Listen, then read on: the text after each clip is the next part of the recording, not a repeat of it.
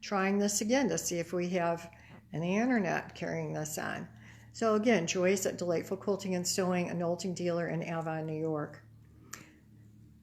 I don't know about you, but I've been blessed with an old quilt that came through my family, through my dad's side of the family.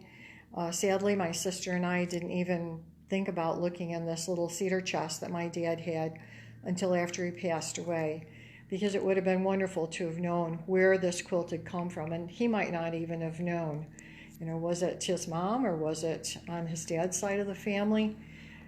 It's a beautiful quilt, very well made and in extremely good condition given the fact that it was made probably in the late 1880s. No label on it, of course, and I've made the same mistakes as well. This is one that I made quite a few years ago. I was experimenting with a very early version of EQ, electric quilt, trying to design blocks and the quilt and the whole thing. And I didn't put a label on it, and I probably should do that before. It was based on a silhouette that my little niece, who was in second or third grade at the time, had made in school, and she rolled that up and gave it to me as a Christmas present. And it sat on my piano for a long, long time, several years, and all of a sudden I had, wow, that would make a great quilt. So I decided to make it into a quilt, and I did put a label on it. I call it Lydia's Moose, because that's my little niece Lydia, who's now grown. She's into art and has her own first child, is just turned a year old.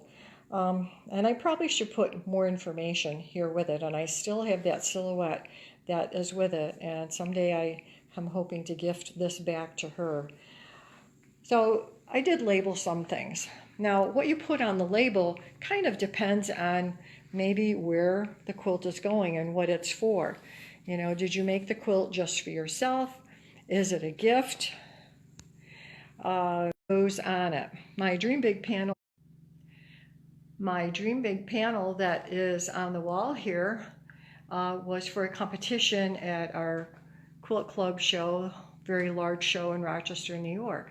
And so on the back of it, my label, which has the name on it, but as required by our show, we have to have the size on it as well. And I forgot to do that when I was embroidering the label, so I ended up writing that on with a marker. So other quilts that I have here, this one I just made as a fun thing. It's a Hunter's Square Studio 180 rulers that for the Hunter Star, and just a really fun one to make. On this label, which I did also have at a show, I did remember to put the size in, along with other information that's required for the show, our show in Rochester. This particular one over here, this one was just a fun one that I did. I used it as a class. I was teaching how to use panels and some of the neat things that you can do with them.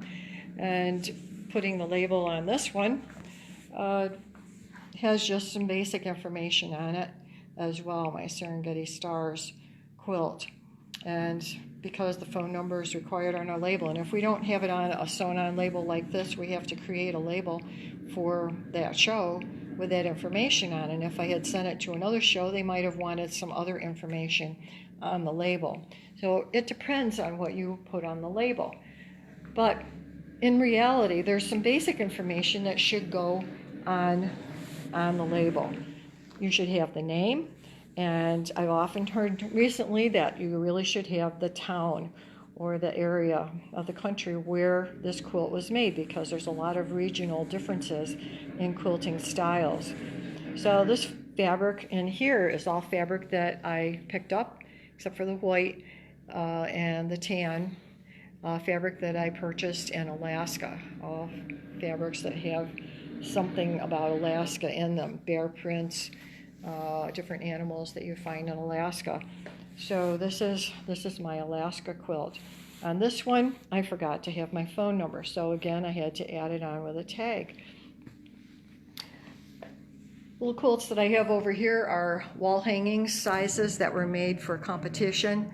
Here in New York State, we have a consortium for quilters, And on the tag, they're very specific on the information that they want on the tags for this one. This one, the theme of this competition was Stitching New York, a quilter perspective. So that had to be part of the label.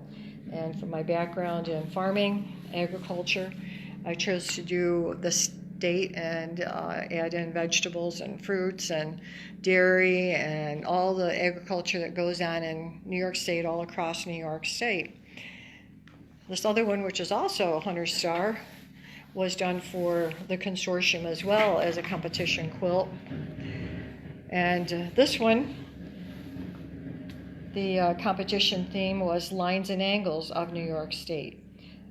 And I named it Seems to Me it's New York City because the fabric that I used in here was a New York City theme. You see the Statue of Liberty and the Empire State Building and the George Washington Bridge down here. So the labels here were rather specific. I also sent this out to World Quilt New England, and it was chosen to be in the show in 2017. And when it came back, it had this nice little label, so I sewed that onto here as well. But things that are important to put on the label is if there is there a reason why you made the quilt? If so, it should go on there. If it's for a wedding, put down who it's for. Put down, make sure you have your name, make sure you have where you are from. If there's any other pertinent information that should go on about something that makes that particular quilt special and different from other quilts, so that generations on down the road, when they open up that cedar chest that you leave behind and they find quilts in there, and long after you're gone and long after I'm gone, and they find those quilts, they can get them out and they can find a tag on them that says made by, and with a date. They should have a date on there, and where you lived at the time when you made that quilt, and maybe the occasion that that quilt was made for somebody for their wedding or in honor of the birth of a baby, whatever it is. Label your quilts so that generations on down the road, when they look back, they will know where that quilt came from, and don't leave them questioning in the dark, wondering, gee, I wonder if I should have opened that cedar chest just to peek in there and see what it was and find out, if you can.